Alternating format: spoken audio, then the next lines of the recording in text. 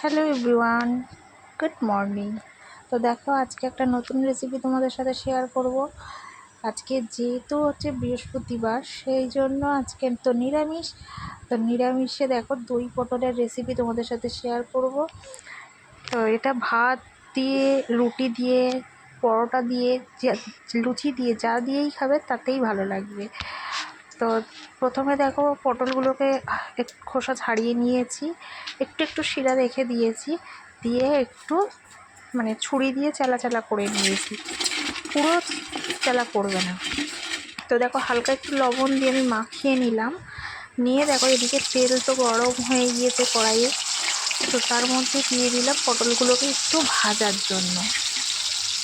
তো চলো, পটলগুলো ভাজা হতে থাক আর তোমরাও পুরো ভিডিওটা দেখতে থাকো। তো দেখো, পটলগুলো প্রায় লাল লাল করে ভাজা হয়ে গিয়েছে।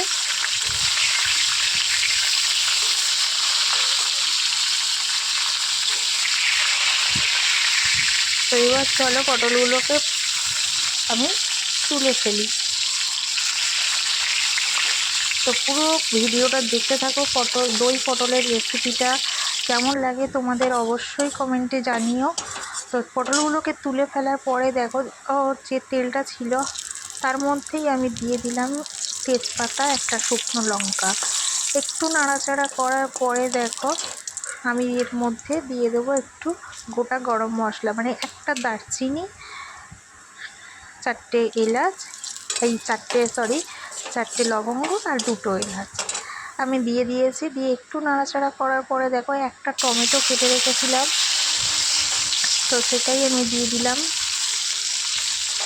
দিয়ে একটু নাড়াচাড়া করব। দিয়ে দেখো, একটা কাঁচা লঙ্কা আমি চিড়ে দিয়েছি। দিয়ে এর মধ্যে আমি একেবারে দিয়ে দিলাম একটু সামান্য পরিমাণে আদা বাটা। দিয়ে ভালো করে এটাকে নাড়াচাড়া করবো, যাতে আদা কাঁচা গন্ধ না থাকে। আর দেখো, এর মধ্যে দিয়ে দিলাম আমি পরিমাণ মতো লবণ। লবণটা দিয়ে দিলে কী হবে, টমেটোটা আর কি ভালো করে সেদ্ধ হয়ে যাবে। তো দেখো, মাঝে মাঝে একটু নাড়াচাড়া করে দিচ্ছিলাম যাতে টমেটোটা ভালো করে সেদ্ধ হয়ে যায়। তো তার মধ্যে দেখো, টমেটোটা ভালো করে সেদ্ধ হয়ে এসেছে এবার।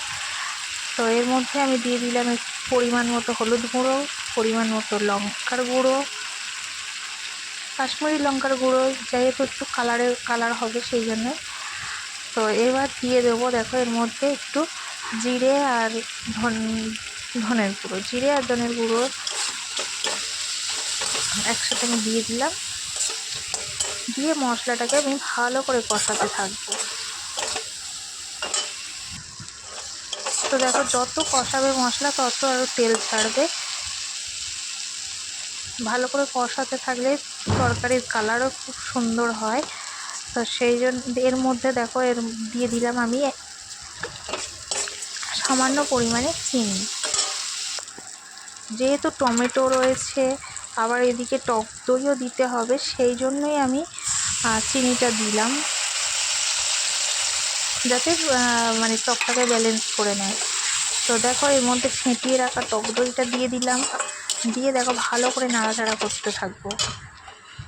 তো যত বেশি মশলা কষাতে থাকবো তত বেশি তেল ছাড়বে। দেখো কত তেল ছেড়েছে, দেখো এরকম অবস্থায় দেখো আরও কষাতে হবে।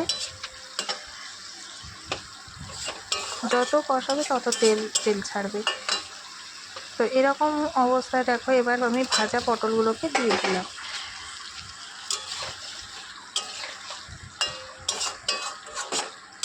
দেখো, ভাজা পটলগুলো তো দিয়ে দিয়েছি। যারা লুচি, পরোটা, রুটি এগুলোর সাথে খাবে তারা এরকম হালকা ড্রাই ভাব রাখলেই হবে। কিন্তু আমাদের যেহেতু ভাত দিয়ে খাওয়া হবে, সেই জন্য আমি একটু জল দিয়েছি।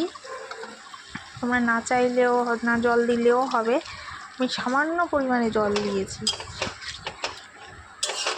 যেহেতু পটলগুলো ভালো করে ভাজা, সেই জন্য খুব বেশি জলের প্রয়োজন হবে না।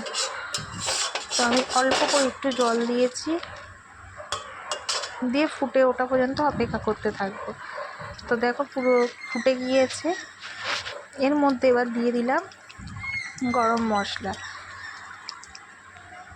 তো গরম মশলা দিয়ে আমি গ্যাসের ফ্লেমটাকে অফ করে দিয়েছি। দিয়ে দেখো দিয়ে দিলাম 1 চামচ ঘি। তো পুরো ভিডিওটা দেখে তোমাদের কেমন লাগলো অবশ্যই কমেন্টে জানাও। যদি ভালো লেগে থাকে তাহলে অবশ্যই আমার চ্যানেলটিকে সাবস্ক্রাইব করো, আরও নতুন নতুন ভিডিও পেতে আমার চ্যানেলটিকে সাবস্ক্রাইব করে রেখো। তো চলো আজকের মতো টাটা, আবার দেখা হবে অন্য কোনো রেসিপি নিয়ে বা অন্য কোনো ভিডিওতে তোমাদের সঙ্গে আবার শেয়ার করব।